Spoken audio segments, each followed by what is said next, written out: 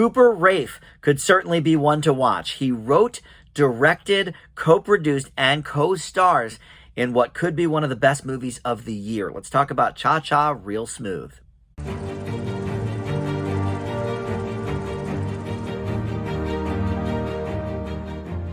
Hey guys, Dan here. This is Dan Reviews It. Welcome to my spoiler-free review for the new film on Apple TV Plus, Cha-Cha Real Smooth.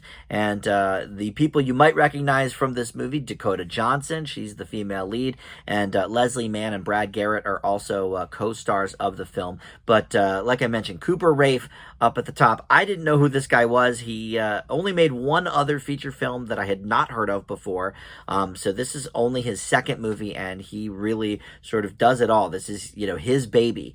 And so we're going to talk about Cha-Cha Real Smooth in just a second, get to the specifics of it. But first, I want to welcome you into Dan Reviews It. Thank you for finding this video. We've got plenty more where that came from, tons of TV and movie reviews on the site here to check out. So please consider subscribing down below, or let me know in the comments what you thought of this movie. Obviously, I already started heaping praise on it at the top there. This could be one of the best movies of the year, but how did it grab you? So I had heard this a few weeks ago when it first dropped, and it was getting very, very good reviews. I think at one point it was in sort of that mid to low 90% range on Rotten. I think it's at about 86 right now, but still, that's very, very good. And Apple TV Plus is the studio that brought us last year's Oscar-winning film Coda, the best picture of the year. So I think they're sort of trying to find a little bit of a niche with, the Ted Lasso TV show and Coda, and now this as sort of, a feel-good type of, output that they want to put out there in the world. And I'm not going to say this is a completely feel-good movie.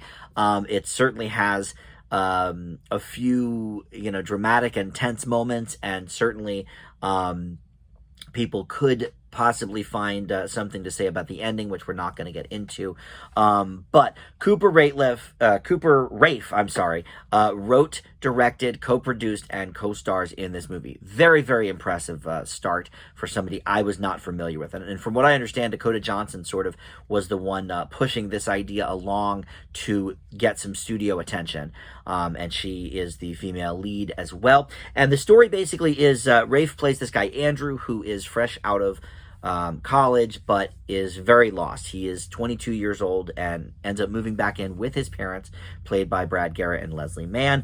And he ends up taking his brother to this bar mitzvah, and nobody wants to dance, nobody wants to get the party started. So he does so, and as a result, sort of stumbles on this career of being a party starter, which, yes, involves sort of DJing a little bit, but also just kind of getting people onto the dance floor, getting people to move. And specifically in this, he helps Dakota Johnson's character's daughter, who is played by Vanessa Berghart here. Lola is the name of the character, and she is on the spectrum and is having, some issues with everybody being around and really not wanting to socialize. And Dakota Johnson's character is not necessarily a single mother. She is in a very committed relationship. She is engaged to this guy, but he is on business all the time. He's always away, leaving the door open for a friendship to strike up between her and Andrew, and possibly some romantic stuff as well. So, like I mentioned, this is one of my favorite movies of the year so far. It's definitely gonna be up there on my year-end list. And here's a few of the key reasons why. Number one, I think these are incredibly real characters. Everything that happens in this movie really is pretty believable, from the romances to how the different families interact with each other and with other people. And, just dealing with sort of, not that she is a single mother, but the character that Dakota Johnson plays is named Domino. And Domino is, for all intents and purposes, raising, her daughter by herself. And dealing with everything that comes with not only that in itself, but dealing with, a child with some social anxiety and that sort of thing, and being on the spectrum. So then you've got Cooper Raiff's character, Andrew, who is, I think, a perfect example of what a lot of people are going through at this point in our lives, in 2022, when they sort of reach that post-college age. I find now more than ever, people in their, I would say, like early to late 20s, even probably up to like 26, 27, 28, are in this sort of status of, what am I doing with my life? What do I want to do with my life? What opportunities are presenting themselves to me currently? And what do I do with those? Yes, I've got a degree. Yippee. Now what? And I think it happens to people that don't go to college as well. I think, they also have this sort of crisis of who am I, and what do I want to be? And, I always kind of knew, from a very early age, what I wanted to do in life. And that was to be a DJ, which I did for many, many, many years, on the radio. And so for me, I never sort of had that, but I don't remember when I was going through college 20 years ago, more than that now.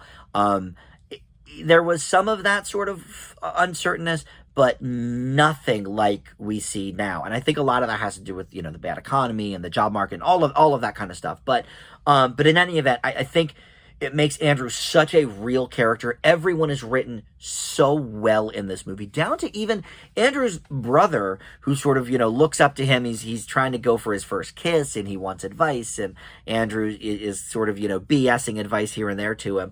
But I think their dynamic is incredibly realistic too. And I am a sucker for a realistic coming of age kind of drama. And we usually think of coming of age as, teenagers and stuff, but I think this is very much coming of age, because Andrew really has no idea what he wants to do with his life and who he really is. And even where he fits in with his family and where he fits in with other people in his life. It is such a well-crafted script.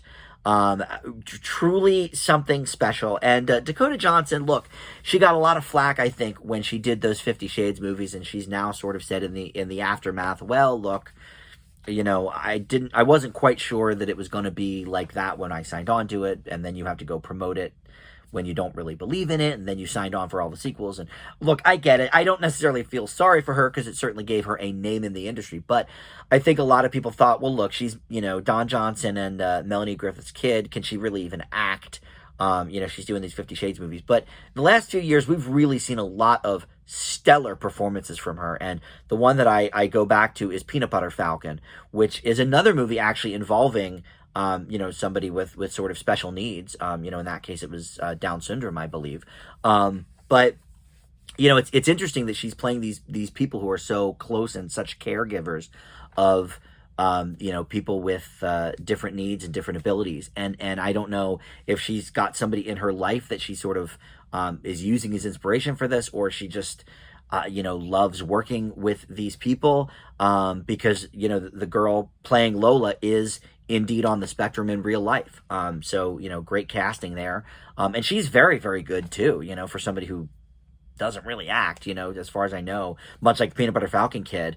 This is kind of her first really foray into film. So great stuff there. The casting is fantastic. Brad Garrett is great here too. He is sort of the put upon second husband of Leslie Mann. So he's not Andrew's dad. And so there's a lot of tension there, between the two of them. Just everything works about this. It reminds me of so many of my favorite movies in this vein, where there's a lot of really good dramatic beats, but there's some humor as well. But all the characters are very, very true to life. The Big Sick is another example of that. And no surprise, Ray Romano was in that one. Brad Garrett's in this one. The Everybody Loves Raymond guys. So maybe that's giving me the Big Sick vibes as well. But yeah, this one was really firing on all cylinders. I will say the only thing I'm really going to say as a negative here is I think the ending is going to be divisive, and I'm not sure that I loved it. And I know I always say about, the bad ending can ruin a movie. This wasn't a bad ending. And again, no spoilers. We're not going to say what the ending is, but it wasn't a bad ending, just not something that I think I was looking for. I think I definitely wanted something else from the ending that was not there. So for that, I'm going to dock it just a hair of a point. But I think this might be the best movie so far I have seen in 2022. Cha Cha Real Smooth gets an A from me.